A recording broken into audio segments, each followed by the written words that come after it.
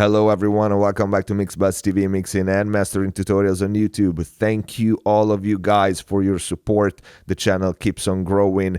We're receiving great feedback from all of you guys and we have so many news, so many new series and videos and surprises for you guys coming up in the next weeks. So stay tuned. But let's get to this video. I know what you're thinking. You read the title and you went, okay, he's just messing with us now. But no, that's not the case. And this is actually, hopefully, going to be not only an informative video, but one of the most important ones, in my opinion. So what we are talking about here, a horrible, horrible condition that affects studio engineers all around the world, commonly known as Fuckarounditis. And I can assure you that if you have it, it is negatively affecting your mixes. How do you know if you have it? What are the symptoms? Well, easy enough. If you have a 40, 60 plus tracks mix and you spend 30 minutes or more trying all the different compressors that you have available on your kick, that is a sign that most likely you have it. I said kick, but it could be any other track, like snare, overhead, bass, keys, anything. Lead vocals, well, you might want to spend some more time experimenting a little more if you want with that, but it depends on the track that you're working with. An all-out screaming and growls metal track, maybe you need a little less time to figure out what compressor you're gonna put on it. A female ballad where the only other instrument is the piano or the acoustic guitar, you might need some more time to experiment with that. But why is that? Why for the kick drum or the snare you don't need to spend so much time on choosing what compressor to use? Because it doesn't make so much difference, okay? What it makes a difference is how to use it, okay? That is what is gonna make or break your mix, not the type of compressor or the specific emulation that you use. You have an even worse variation of Fuckarounditis if you not only spend 40 minutes deciding which compressor you're gonna use, but once you decide it, let's say you picked an 1176, you go through 10 different emulation to pick the right one. Don't do that. Okay, that's not mixing, that's fucking around. Why? Because by the time you go halfway doing the very first adjustment to each element in your mix, you lost objectivity.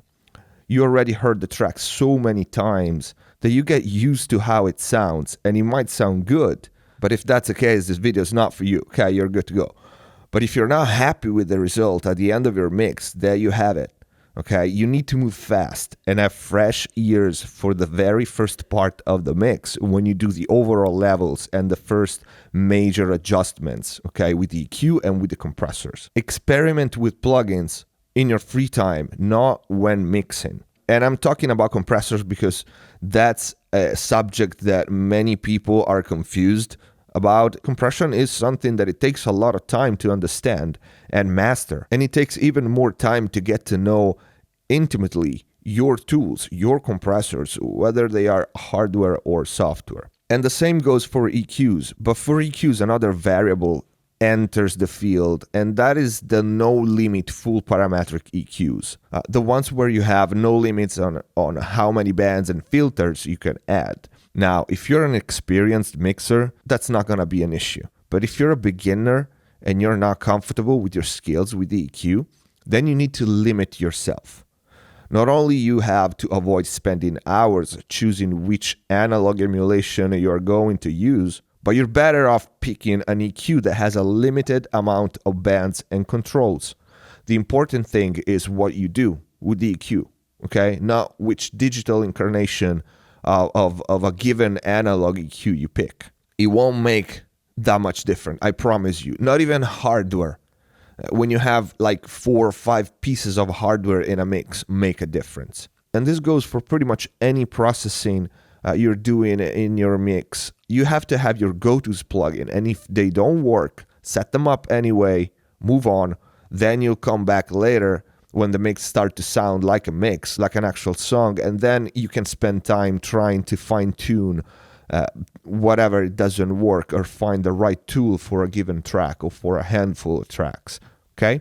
So I know for many of my subscribers, this is really basic stuff, but I've been guilty of this myself when I started years ago, and I know there's a lot of beginners out there doing the same.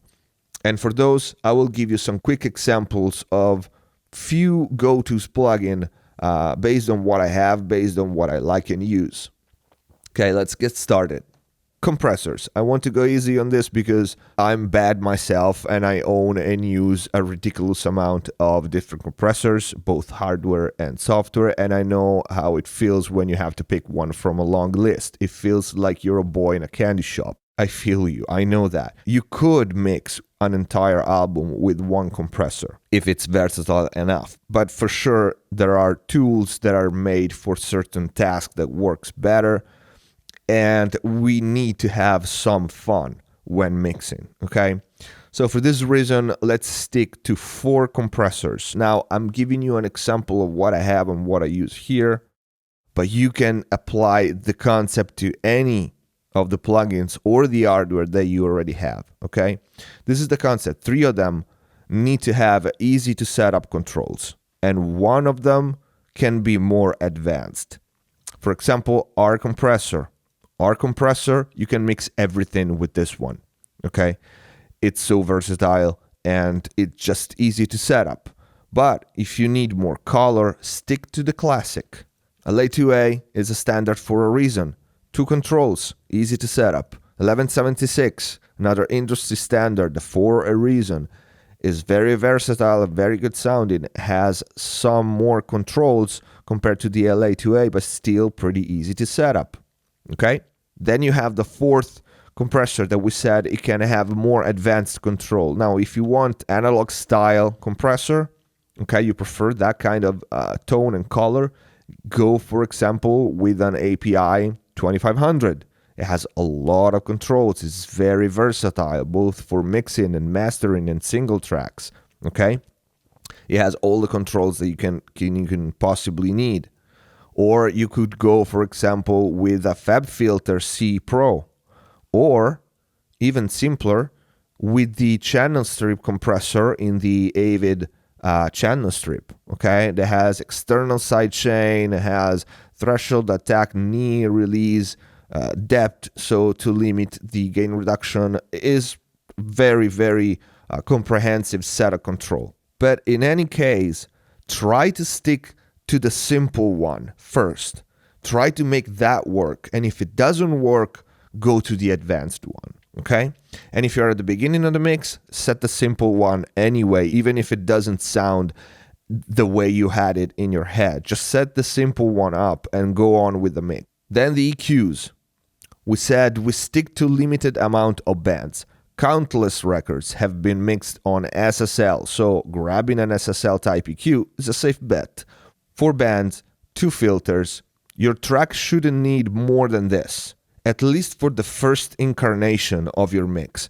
If you want something with a little more broad imprint, broad stroke, you can go with the API 550B, another 4 bands, Parametric EQ, and or the Neve 1084. Again, 4 bands, 2 filters. They have different colors, but don't spend 20 minutes deciding which one. Just go for one, okay? If it doesn't work, you realize later on and change it. Now, one thing I want to say about EQ, why I prefer you to use the old classic, not because they are modeled after analog. I don't give a shit about that. But because the old gear, the industry standard, is standard for a reason. The frequencies that have been picked for this EQ work pretty much every time. So again, if you're a beginner, if you're an advanced mixer, this video is not for you. If you're a beginner and you have doubts about what frequency cut, what frequency boost, using an old style EQ like these, you know, where the layout is set, when you cannot change the frequency between 500 and 700, is either one or the other, it will help you because it will limit your choices, okay? And again, countless mixes have been mixed with these kind of EQs, with these frequency choices, with these curves. So if it worked for top 10 albums, it gotta work for you too, okay? It makes sense, I hope. Then we said if we need another parametric EQ with a little more control, let's pick one that has a limited amount of bands. Again, the stock one that comes with Pro Tools is great. Not only has a limited amount of bands, but it has a limited amount of gain, which is 18 dB. It should be enough for any track, okay? The Waves HEQ, for example, is another one. Limited bands and limited gain, but with this one, you run the risk to get Fuckarounditis a little bit because, see, it has for each band a different curve, and this can be a little time wasting. A good practice is once you have your go-tos, EQs, change one EQ every mix. So you get to know your tools well, and with time and experience, you will find that you like one better for the bottom, one better for the high shelf, and so on. For example, among my favorites, there's the Mag EQ for the top and the bottom, the Pultec, which is a classic just for the way the curves are and the push-pull style of the EQ. I like the SPL. The passive EQ is my favorite, again, for the top boost and the really, really low boost, like 20, 10 is amazing, 40, it's great. These are just examples, okay? Just to give you a couple of my favorite, my go-tos. Reverbs, same thing. Pick two reverbs that have different algorithms. A lo-fi one, like Deverb for me, and a high-end one, which could be anything from Valhalla, which are amazing, to one of my favorite is SSL Xverb, okay? And if you're using, for example, a convolution reverb like this one, limit your impulses pool. Don't have 1,000 different impulses to choose from, okay? Pick one or two good impulses pack and go with them, okay? Otherwise, you're gonna fuck around trying dozens of impulses and waste too much time. Saturation. Have two multi-purpose saturators. For example, I love URS saturation. It's very easy to set up and very good sounding. Decapitator is great. Tone booster Real Bus, or this other one, the Klangle SDRR, or another one that I love is the Kramer tape. Okay, so just pick a couple and go with them. I would prefer you pick two that are easier to set up. For example, the URS saturation is very easy to set up, and while the SDRR or tone booster requires a little more tweaking. So for multi-purpose, you might want to use something simpler, okay? And leave the more in-depth one to later on in the mix. Delays, again, pick two. Stock one for me is great, the Mod Delay 3 that comes with Pro Tools. Just a delay, it does what a delay is supposed to. It has few controls for filters and depth for modulation. And my other go-tos is H delay. Like, for example, I love Echo Boy from Sound Toys, but I cannot use it because I waste hours trying all the different saturation and all the different options, okay?